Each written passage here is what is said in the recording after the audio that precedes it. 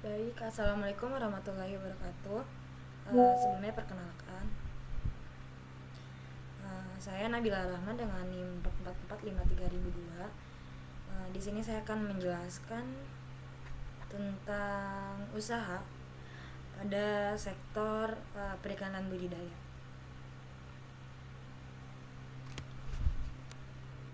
Oke, saya di sini berfokus pada budidaya kangkung dan ikan nila dengan sistem aquaponik. Nah, bisa dilihat ini adalah contohnya. Nah, sini saya akan menjelaskan uh, terkait usahanya secara singkat.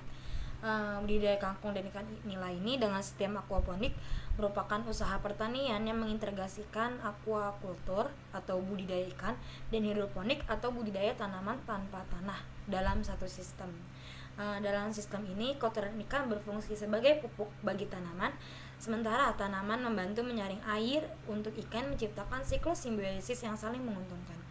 Kelebihan dari sistem aquaponik ini adalah efisiensi penggunaan air, ruang, dan sumber daya lainnya, menjadikan pilihan yang tepat untuk pertanian urban atau di lahan terbatas. Next.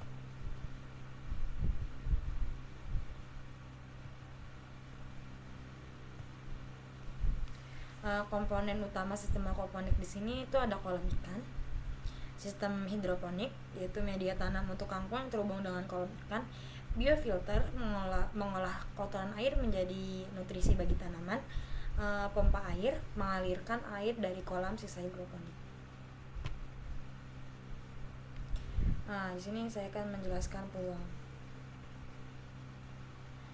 yang bisa dihasilkan. Itu ada permintaan pasar karena tingginya permintaan akan sayur segar dan ikan berbatas di pasar lokal.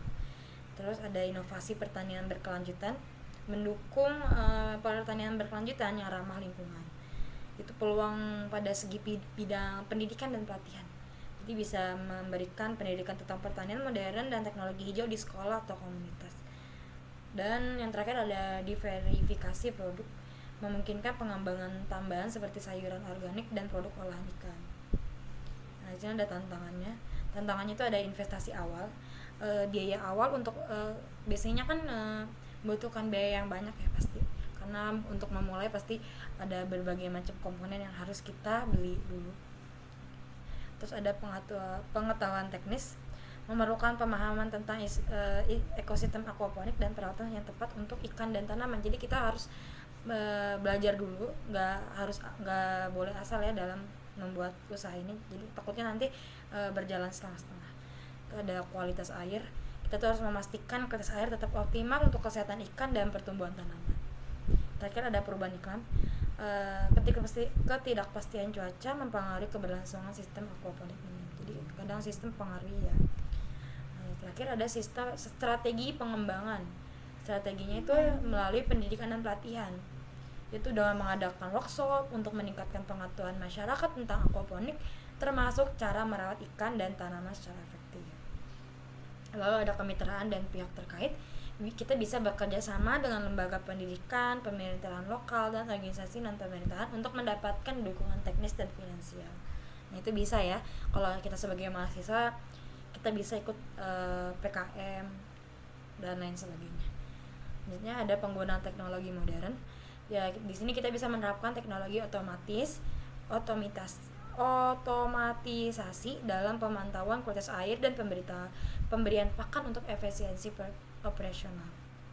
Terus ada pemasaran produk, yaitu kita bisa mengembangkan strategi pemasaran yaitu secara efektif melalui media sosial, pasar lokal, dan kerjasama dengan restoran makanan sehat. Yang terakhir ada deverifikasi usaha, menambahkan jenis tanaman lain atau produk dari hasil panen untuk meningkatkan pendapatan. Nah, terima kasih. Cukup sekian penjelasan dari saya, kurang lebihnya mohon maaf. Assalamualaikum warahmatullahi wabarakatuh.